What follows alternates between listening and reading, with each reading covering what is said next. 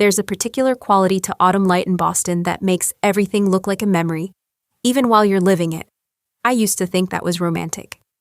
Now I understand it was preparing me, teaching me that nothing gold stays, that even the most solid things can dissolve into shadow if you're not watching carefully enough. My name is Caroline Ashford, and for 17 years, I built something real, something that mattered. A boutique architecture firm that started in a converted warehouse in Somerville and grew into one of the most respected sustainable design practices on the East Coast, Ashford and Brennan. My name first, his name second, though looking back, I wonder if that small detail ate at him more than I ever knew. Marcus Brennan was my business partner, my best friend's older brother, the man who stood beside me at my wedding to Elena, who toasted us with tears in his eyes and called us the most inspiring couple he'd ever known. The man who, as it turns out, had been methodically stealing my company for 3 years while smiling at me across conference tables and asking about my wife's garden. But I'm getting ahead of myself. That's the problem with betrayal. It makes you want to skip to the end, to the moment of reckoning, because dwelling in the before feels like touching a bruise you can't stop pressing. The before hurts more than the after. The before is where you were foolish enough to trust. Let me take you back to the beginning. Not the beginning of the theft. I wouldn't know about that for some time. But to the beginning of the unraveling. The morning I first felt the ground shift beneath my feet without understanding why. It was a Tuesday in late September. Elena had left early for her office.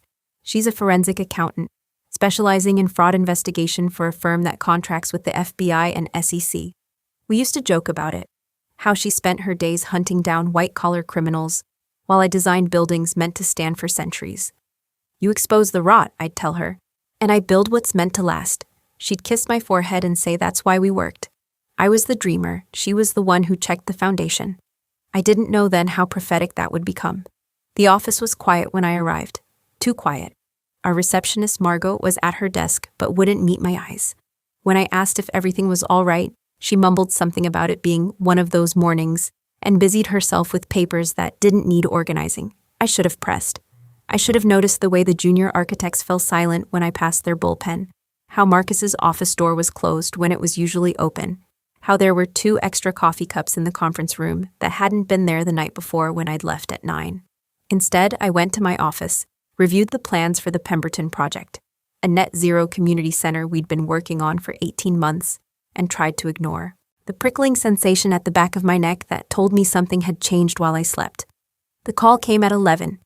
Caroline, it's David Chen, our attorney. His voice had that careful quality lawyers use when they're about to deliver news they've rehearsed. We need to meet. Today, if possible. There's a situation. What kind of situation? A pause. It would be better discussed in person. I remember thinking, as I gathered my things to meet him, that this must be about the Pemberton project. Perhaps the city council had raised new objections, or there was an issue with the environmental permits. My mind generated reasonable explanations, comfortable problems with comfortable solutions. I was still capable of that then, imagining that the world operated by reasonable rules. David's office was in the financial district, one of those glass towers that look impressive from the outside, but feel antiseptic within. He met me in the lobby himself, which should have been my second warning. He usually sent his assistant. "Thank you for coming so quickly," he said, guiding me toward the elevators with a hand that didn't quite touch my back. "I've asked Marcus to join us as well. He should be arriving shortly." "Marcus, is this about the partnership agreement?" David didn't answer until we were in his office, door closed, blinds drawn against the afternoon light. He gestured to a chair, but I remained standing. There's something about sitting that feels like surrender, and even then, some instinct told me I needed my feet beneath me. "Caroline? I received a document this morning. It was filed with the state 3 days ago." He opened a folder on his desk and turned it toward me. "According to this, you signed over your majority shares in Ashford and Brennan to Marcus 2 weeks ago. The transfer is complete. He now owns 68% of the company." The words didn't make sense. They were English, certainly, arranged in proper syntax, but they might as well have been birdsong for all the meaning they held. I stared at the document. My name, my signature, dates and notary stamps, and legal language that blurred before my eyes. "I didn't sign this. Caroline, I didn't sign this." My voice was steady. "I want you to understand that. When the foundation cracks, some people scream. I go quiet. I go very, very quiet." That is not my signature. I have never seen this document before in my life. David closed his eyes briefly. I was afraid you might say that. The door opened. Marcus walked in with the expression of a man attending a funeral. Solemn, sympathetic, appropriately grave. He was wearing the tie I'd given him for his 50th birthday, the one with the subtle geometric pattern that Elena had helped me pick out. Caroline. He said my name like it was a diagnosis. I'm so sorry, I should have seen this coming. Seen what coming? He took the chair I'd refused, settling into it with the ease of someone who believes he belongs in every room he enters. Your stress, the pressure you've been under. I've been worried about you for months. The late nights, the missed meetings. I tried to talk to you about it, but you kept insisting everything was fine. I watched him speak as if from a great distance. Watched his mouth form words that painted a picture of a woman I didn't recognize. Erratic, unstable, making decisions in states of exhaustion she couldn't later recall. He spoke with such conviction that for one terrible moment, I wondered if he was right. If I had signed something and forgotten. If my mind had betrayed me in ways I couldn't remember. Then I looked at the signature again. It was close, remarkably close. The loops and slants and pressure points that make handwriting as individual as fingerprints. Someone had studied mine with care, but there was one detail wrong, one small thing that nobody would notice unless they knew me intimately. I always crossed my T's from left to right, with a slight upward tilt at the end. Elena had pointed it out to me once, years ago, said it revealed my optimism. The signature on this document crossed its T's from right to left. A mirror image, close enough to fool most people. Not close enough to fool the woman who had watched me sign our marriage license, our mortgage, 17 years of anniversary cards. I said nothing. I let Marcus finish his performance, his concern for my well-being, his reluctant acceptance of the shares I'd supposedly begged him to take, his assurances that he would protect our employees during this transition period. I let David ask careful questions designed to establish a paper trail of my alleged instability. And then I went home. Elena was in the kitchen when I arrived, her reading glasses pushed up into her silver-streaked hair, files spread across the table that had witnessed every important conversation of our marriage. She looked up when I walked in, and whatever she saw in my face made her set down her pen immediately. Caroline, what happened? I sat across from her, poured myself a glass of water from the pitcher she always kept filled with cucumber and mint. Drank it slowly. Someone forged my signature, I said. Marcus claims I signed over my company to him. The document was filed with the state 3 days ago. Elena didn't gasp, didn't exclaim, didn't waste time on the theatrical expressions of shock that most people would have offered. Instead, her eyes narrowed in a way I'd seen hundreds of times over dinner when she talked about her cases, the look of a hunter who has just caught a scent. Show me. I handed her the copy David had given me. She studied it for a long moment, her forensic accountant's mind already cataloging details I couldn't perceive. This signature, she said quietly, it's good, very good, but it's not yours. I know. Tell me everything, from the beginning. Every meeting you've had with Marcus in the past 6 months. Every document you've signed. Every conversation about the business you can remember. I talked for 2 hours. Elena listened, occasionally asking questions that seemed tangential, but would later prove to be the threads that unraveled everything. What software did we use for payroll? Who had access to the company accounts? Had there been any unusual personnel changes lately? When I finished, she was quiet for a long time. The sunset had turned our kitchen gold and rose, painting her face with the light of something ending, or perhaps something beginning. Here's what's going to happen, she finally said. You're not going to confront him. You're not going to accuse him.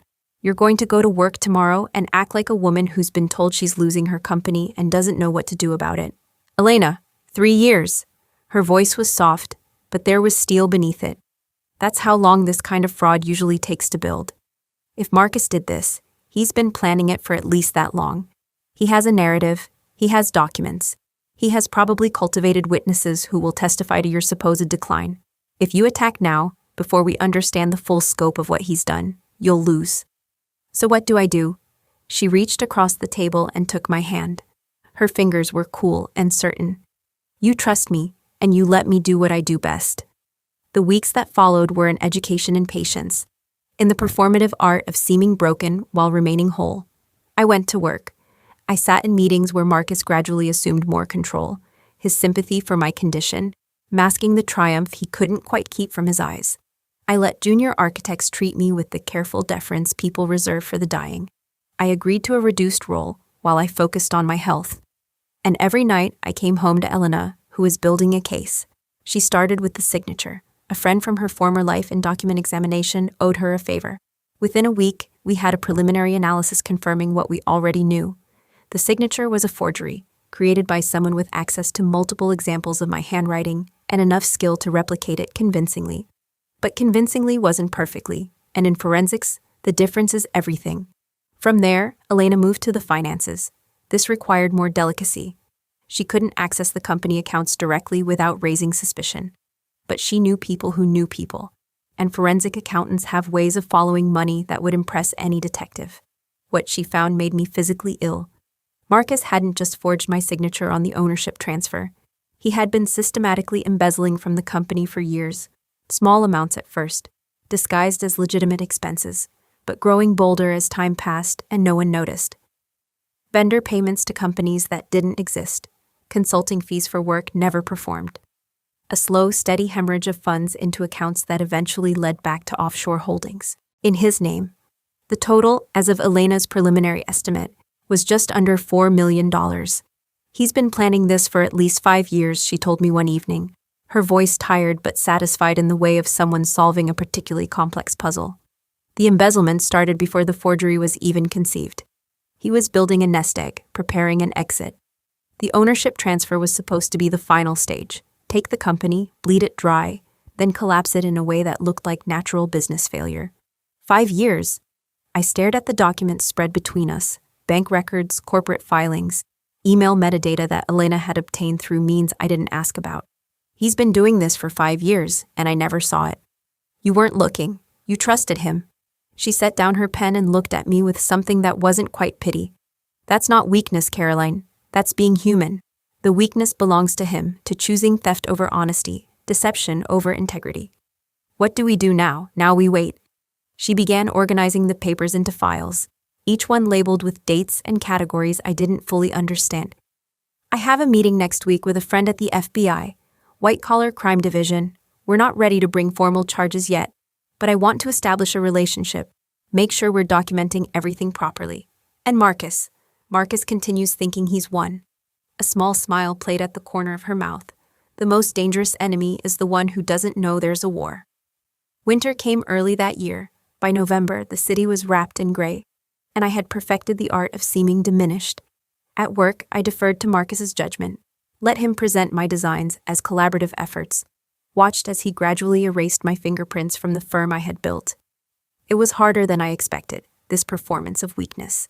Every instinct screamed at me to fight, to expose him, to stand in the middle of the office and tell everyone what he had done.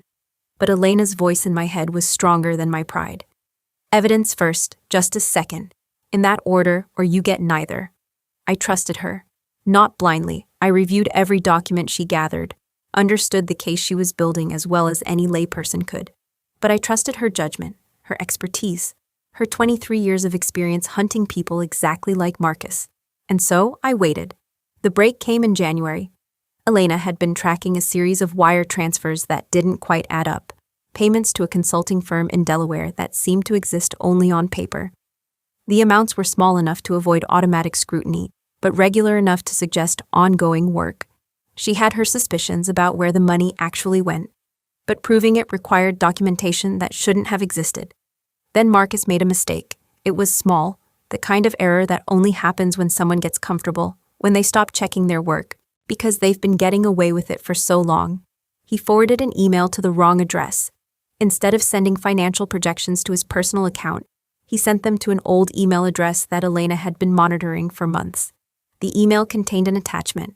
The attachment was a spreadsheet, and the spreadsheet, in meticulous detail, documented every dollar Marcus had stolen from our company over the past 5 years. He kept records, Elena said that night, her voice containing equal parts disbelief and professional admiration. He actually kept records of everything, dates, amounts, account numbers. He's been running his own parallel books this entire time. Why would he do that? Ego, control. Some people can't help keeping score, even when the score is a confession. She shook her head. I've seen it before, but never this comprehensive. He documented his own fraud better than I could have. I looked at the spreadsheet on her laptop screen. Years of betrayal reduced to rows and columns, neat and orderly as the ledgers I used to review at quarterly meetings. Somewhere in those numbers was my reputation, my company, my trust in someone I had called friend. Is this enough? This is more than enough. Elena closed the laptop. I'm meeting with the FBI tomorrow. Caroline, it's time. The arrest happened on a Thursday. I wasn't there. Elena had advised against it. The satisfaction wouldn't be worth the complications, she said. And besides, I would see him soon enough.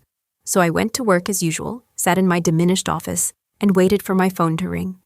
Marcus was in a meeting with potential investors when the agents arrived. I would later hear, from sources who found the detail delicious, that he was mid-sentence when they walked in, explaining his vision for the company's future, his voice full of the confidence of a man who believed he had gotten away with everything. They say he didn't understand at first, thought there must be some mistake, asked if he could make a phone call, tried to explain who he was as if that would change anything. By the time they put him in handcuffs, he had gone very pale, and his voice had lost its practiced smoothness. I wonder what that felt like, watching your carefully constructed world collapse in real time. I wonder if he thought of me in that moment, if he understood that the woman he had dismissed as fragile was the reason his hands were behind his back. Probably not. Men like Marcus rarely see the agency in those they've wronged. The news spread through the office like fire through dry paper. By lunch, everyone knew. By 3 o'clock, the junior architects who had treated me like an invalid were finding excuses to stop by my door, their faces carrying the specific shame of people realizing they had backed the wrong horse. I didn't gloat, didn't give speeches, didn't claim vindication or demand apologies. I simply walked back into my own office, my real office, the corner, one with the view of the harbor, and sat behind the desk that had always been mine. That evening, I filed the paperwork to restore my ownership of Ashford and Brennan. The forged documents were invalidated. The stolen shares returned. By the end of the week, my name would once again be first on the door, and this time, it would stand alone. Ashford Architecture. No partnership. No one else's name sharing space with mine. The trial came in spring. I testified on the third day, walking into the courtroom in a navy suit Elena had helped me choose. Professional, understated, nothing that would seem vengeful or triumphant. The prosecutor had prepared me extensively, but there was one moment I hadn't anticipated. When I took the stand, Marcus looked at me for the first time since his arrest. I had expected anger, maybe, contempt, the familiar arrogance that had always simmered beneath his charm. Instead, I saw something that looked almost like confusion, as if he genuinely couldn't understand how this had happened, how the woman he had so carefully undermined had become the instrument of his destruction. I held his gaze for a moment. Just a moment. Then I turned to the prosecutor and began to speak. The testimony took 4 hours. I walked the jury through 17 years of partnership, through the trust I had placed in someone I thought I knew, through the moment I learned it was all a lie. I explained the forged signature without emotion, the embezzlement without outrage. I let the facts speak, and the facts were damning enough. When it was Marcus's turn to question me, his attorney tried the expected strategies, tried to suggest I was misremembering, that stress had clouded my judgment, that the signature might have been mine after all. Mrs. Ashford, he said, his tone carefully respectful, you've admitted that you were working long hours during this period. Isn't it possible that you signed documents without fully reading them? No? How can you be certain? I looked at him calmly. Because I cross my T's from left to right. The signature on that document crosses them from right to left. It's a forgery. And my wife, who has studied document forensics for over 2 decades, confirmed it within minutes of examining the page. The attorney's face shifted almost imperceptibly. He knew in that moment that his client had not disclosed something important, that he had walked into a courtroom without understanding who he was actually fighting. Your wife, he repeated carefully. Could you tell the court what your wife does for a living? Certainly. Elena Ashford is a forensic accountant. She specializes in fraud investigation. She has consulted on cases for the FBI, the SEC, and numerous state attorneys general. I paused just long enough for the jury to absorb this. She found your client's hidden spreadsheets. She traced every dollar he stole. And she documented it all in a report that I believe you've already received. The attorney sat down. He did not ask any more questions. Guilty on all counts. Wire fraud, forgery, embezzlement, conspiracy. The judge added additional charges related to obstruction after evidence emerged that Marcus had tried to destroy documents following his arrest. The sentencing came 2 months later, 15 years, with possibility of parole after 10, restitution of the full amount stolen, though the assets Marcus hadn't managed to hide offshore would barely cover half. I didn't attend the sentencing. I had nothing left to say to him, nothing left to prove. The justice system would do its work, and I had my own work to return to. The company survived. That was the part I hadn't been certain about, whether the scandal would kill what I had built, whether clients would flee from the association with fraud. But something unexpected happened instead. People rallied. Clients who had been considering other firms called to renew their contracts. Former employees reached out, asking if there might be opportunities now that things had changed.